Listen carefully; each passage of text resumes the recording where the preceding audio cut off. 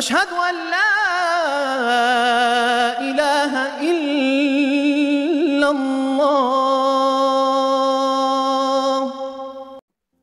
روزہ نہیں رکھا تو صرف قضا اور کفارے کا حکم۔ اگر کوئی شخص جان بوجھ کر روزہ نہ رکھے تو بعد میں قضا کرے گا یا کفارہ بھی دے گا۔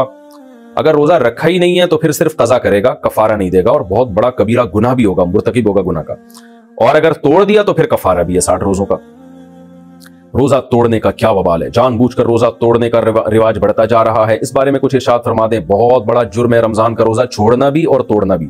چھوڑ دیا تو قضا رکھنی پڑے گی اور گناہ بھی ہوگا، توبہ بھی کرنی پڑے گی۔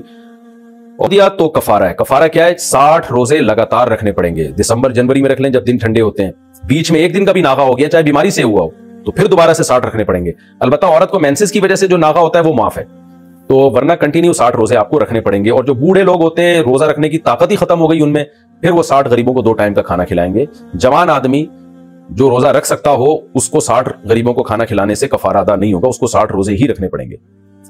روزہ چھوڑنا کب جائز ہے؟ کن صورتوں میں روزہ چھوڑنا جائز ہے؟ صرف 2 صورتوں میں جائز ہے: بیمار ہونے کا خطرہ ہو یا آپ سفر میں ہوں۔ پریگننسی میں عورت روزہ نہیں چھوڑ سکتی الا یہ کہ بیماری کا خطرہ ہو۔ دودھ پلانے والی عورت روزہ نہیں چھوڑ سکتی الا یہ کہ اپنے یا بچے کے بیمار ہونے کا غالب گمان ہو، صرف وسوسہ کافی نہیں ہے، غالب گمان ہو۔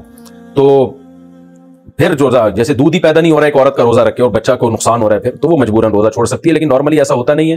دودھ پلانے والی خواتین سے میں کہتا ہوں بھائی افطاری سے لے کے صبح سحری تک نان اسٹاپ آپ کھائیں تو سارا دن آپ فیڈ کرائیں۔ نارمل خواتین رکھتی ہیں ہمیشہ سے، مسلمان سوسائٹی میں روزے رکھتی ہیں، پریگننٹ خواتین بھی رکھتی ہیں، بلکہ پریگننسی میں تو خواتین سے کھایا ہی نہیں جا رہا ہوتا، ویسے بھی متلی آتی ہے ان کو، تو وہ بلا وجہ سستی میں روزے چھوڑ دیتی ہیں۔ بہرحال اگر بیمار ہونے کا خطرہ ہے یا واقعی دودھ اتنا کم ہو رہا ہے کہ بچہ بیمار ہو جائے گا یا اس کا پیٹ نہیں بھرے گا اور وہ بیماری کی طرف جائے گا تو پھر روزہ چھوڑا جا سکتا ہے، تو بیماری میں اور سفر میں۔ باقی کوئی عذر ایسا نہیں ہے جس میں روزہ چھوڑنے کی شریعت نے اجازت دی ہو۔ مزدور کو بھی روزہ رکھنا پڑے گا، اور آپ کا کل پیپر ہے تو بھی آپ کو روزہ رکھنا پڑے گا۔ مزدوروں کے لیے روزہ رکھنے کا حکم۔ کیا مزدور حضرات یا سخت محنت کش افراد روزہ چھوڑ سکتے ہیں؟ نہیں چھوڑ سکتے۔ مزدور کو بھی روزہ رکھنا پڑے گا، سخت محنت کش افراد کو بھی روزہ رکھنا پڑے گا، کیونکہ اللہ میاں نے روزے میں بیمار کو اور مسافر کو چھوٹ دی ہے۔ اب سوال پیدا ہوتا ہے شدید گرمی میں پھر مزدور کرے کیا؟ تو مزدور کوشش کرے نائٹ ڈیوٹی کرے، اور مالک کو بھی حکم ہے جو مزدوری کرواتے ہیں ان کو بھی چاہیے کہ مزدور کا خیال کریں، رمضان میں اس کو زیادہ بوجھ نہ دیں، رات کے وقت میں کام کروائیں، دن میں اس کو چھٹی دے دیں۔ اگر وہ نہیں کرتے تو بھی بہرحال روزہ رکھنے کی کرنا پڑے گا مزدور کو۔ خدا نخواستہ روزے کے دوران حالت بہت غیر ہو جاتی ہے، بے ہوش ہونے کا یا مرنے کا خطرہ ہو جاتا ہے یا بیمار ہونے کا خطرہ ہوتا ہے، پھر مزدور کو روزہ توڑنے کی اجازت ہوگی، تو توڑ دے، پھر ایسی صورت میں گناہ نہیں ہوگا، بعد میں قضا کر لے، لیکن چھوڑنا پھر بھی جائز نہیں ہے۔ تو روزہ نہ رکھے، اور جب خدا نخواستہ ایسی حالت خراب ہونا شروع ہو جائے، مرنے لگے، بے ہوش ہونے کا خطرہ ہو، تو پھر روزہ توڑ دے۔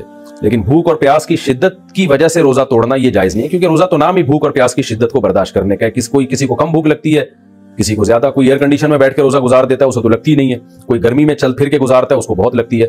تو اللہ میاں نے اس میں کوئی فرق نہیں رکھا کہ بھوک کی شدت کم ہو یا زیادہ ہو، وہ بہرحال برداشت کرنی پڑے گی۔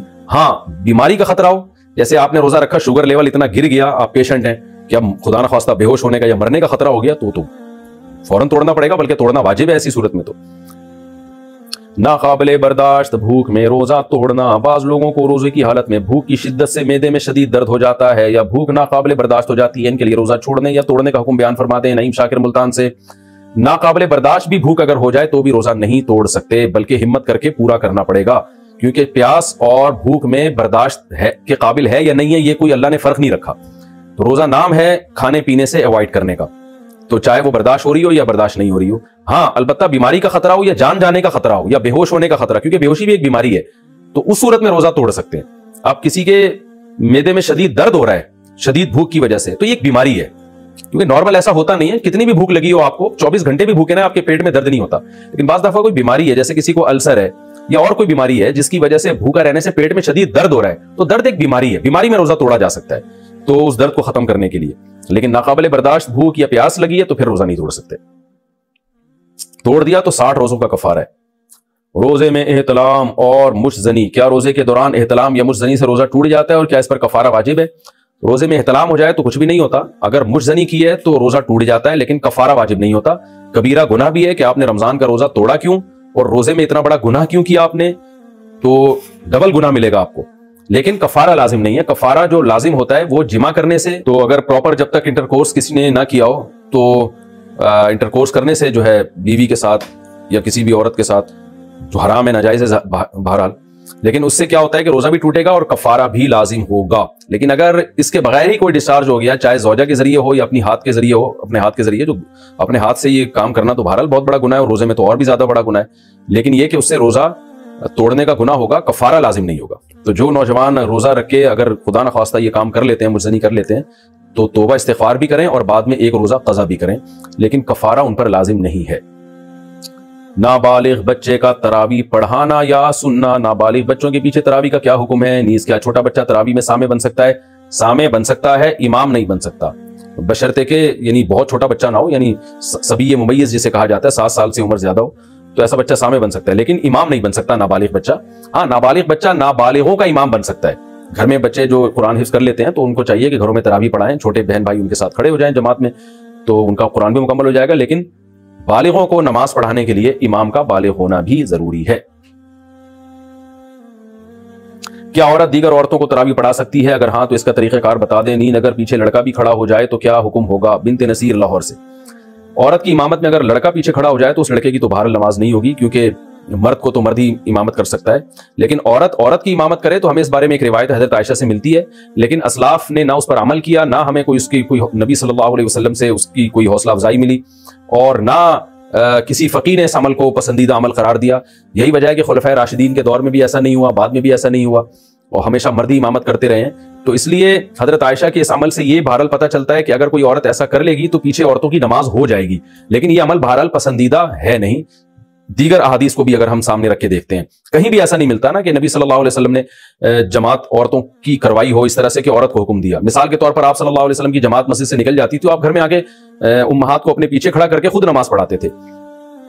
اور یہ بھی نہیں ہے کہ آپ صلی اللہ علیہ وسلم نے خواتین کو جب حکم دیا نا کہ تمہاری گھر کی نماز مسجد سے بہتر ہے, تو گھر میں آپ نے ان کو انفرادی نماز کا حکم دیا ہے. آپ یہ کہہ سکتے تھے کہ مسجد میں جماعت پڑھنے سے بہتر ہے تم گھروں میں جماعت کر لو, اگر اس کی اجازت ہوتی نا, جیسے کہ آج کل بہت سے اسکالرز فتویٰ دے رہے ہیں کہ عورت کو نماز پڑھا سکتی ہے. اگر ایسا ہوتا تو کتنے, یعنی عورتوں کو پھر گھر میں انفرادی نماز کا حکم تھوڑی ہوتا, بلکہ عورتوں کو حکم دیا جاتا کہ گھر میں اپنی جماعت کرا لے. وہ لیکن ہمیں کہیں بھی نہیں ملتا.